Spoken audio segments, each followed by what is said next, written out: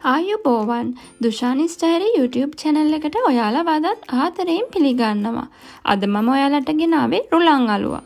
හදිසි වෙලාවකට තේ එකක් බොන්න මේක විනාඩි 10කින් වගේ ඉතාමත් පුංචි වෙලාවකින් ඔයාලට හදාගන්න පුළුවන්.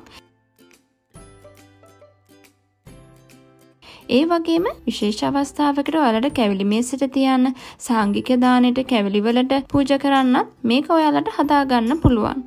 ඉතින් අපි බලමු මේ ලේසියෙන් හදාගන්න පුළුවන් රුලන් අලුවා එක කොහොමද හදාගන්නේ කියලා.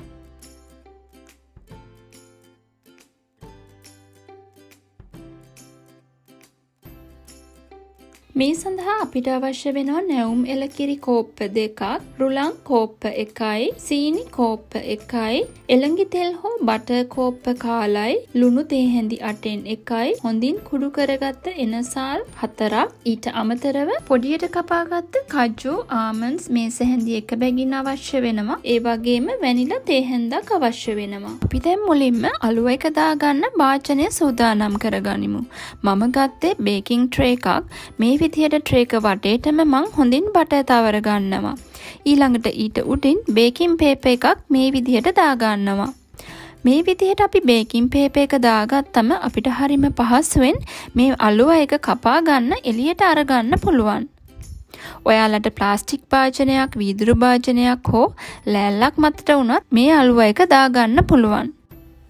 ඊළඟට අපි පෑන් එකක් ලිපේ තියාගෙන අපේ බටර් ටික ඒකට එකතු කරගන්නවා. ලිපේ ගින්දර ගොඩාක් අඩුවෙන් තියාගන්න ඕනි. ඊළඟට අපි මේ බටර් ටික හොඳින් දිය වුණාම මේකට රුලන් ටික එකතු කරගන්නවා. ඊළඟට අපි මේ රුලන් ටික හොඳින් බැද ගන්නවා.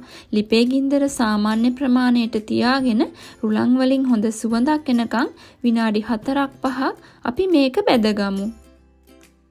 රුලන් වල පාට වෙනස් නොවෙන්න ලිපේ ගින්දර ඔයාලා හොඳින් පාලනය කරගන්න. දැන් අපේ රුලන් ටික හොඳින් බැදිලා තියෙන්නේ. අපි දැන් මේක ලිපෙන් ඉවත් කරගෙන අපේ කිරි ටික හොඳින් උණු කරගමු. අපි ගත්ත කිරි එක මේ වගේ භාජනයකට එකතු කරගෙන කිරි ටික හොඳින් උතුරනකම් අපි මේ කිරි ටික උණු කරගන්නවා. දැන් අපේ කිරි ටික හොඳින් උණු වෙලා තියෙන්නේ. මම දැන් මේක ලිපෙන් ඉවත් කරගන්නවා. ඊළඟට අපි ඉස්සෙල්ලා බැදගත්ත රුලන් ටික නැවතත් ලිපේ තියාගෙන එනසාල් කුඩු ටිකත් වැනිලා තේ හැන්දත් මම මේ විදිහට එකතු කරගන්නවා. ඊළඟට අපි උණු කරගත්ත කිරි ටික මේ විදිහට පෑන් එකට එකතු කරගන්නවා. මේ වෙලාවට මං ලිපේ ගින්දර හොඳටම අඩුවෙන් තියාගත්තා. ඊළඟට අපි මේකට සීනි ටිකත් එකතු කරගන්නවා. දැන් හොඳට ස්පැචුලා එකකින් අපි මේක කලවම් කරගමු.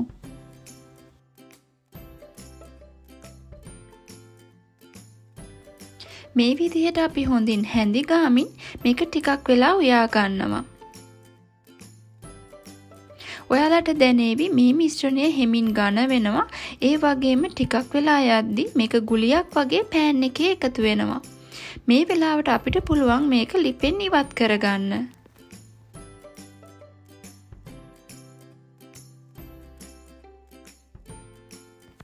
දැන් අපි ඉස්සෙල්ලා ලෑස්ති කරගත්ත තැටියට මේ මිශ්‍රණය දාගන්නවා. ඊළඟට ස්පැචුලා එකෙන් මේ වගේ හොඳට මම මේක පැතලි කරගන්නවා. ඔයාලට මේකට කෙසෙල් කොලයක් එහෙමත් නැත්නම් ලී හැන්දක් උනත් යොදා ගන්න පුළුවන්.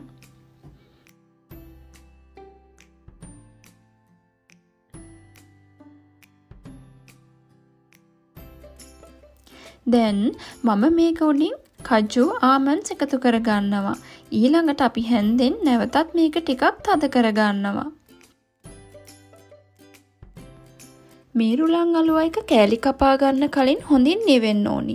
ඒක නිසා මම මේක පැය භාගයක් පමණ හොඳින් නිවෙන්න තියාගන්නවා. මේ තියෙන්නේ පැය භාගයකට පස්සේ. අපි දැන් මේක පරිස්සමෙන් තැටියෙන් ඉවත් කරගමු. ඊළඟට ලෑල්ලක් උඩට දාගෙන මේ විදිහට මම කෑලි කපා ගන්නවා.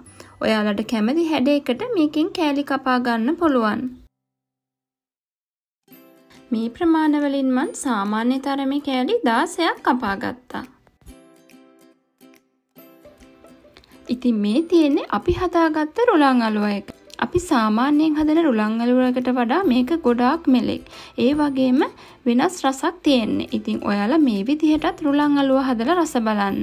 මේ රෙසිපි එකට අපි එලකිරි එකතු කරගන්න නිසා ඔයාලා මේ රුලන් අලුව එක ශීතකරණයේ තියන්නත් අමතක කරන්න එපා. ඉතින් ඔයාලා මේ වීඩියෝ එකට කැමති නම් ලයික් එකක් දාන්න, ෂෙයා කරන්න, ඒ වගේම dushanisdiary එකටත් subscribe වෙන්න. මං ආයෙමත් ඔයාලට රසවත් වීඩියෝ එකක් අරන් එන්නම්. ඔයාලා හැමෝටම සුබ දවසක්.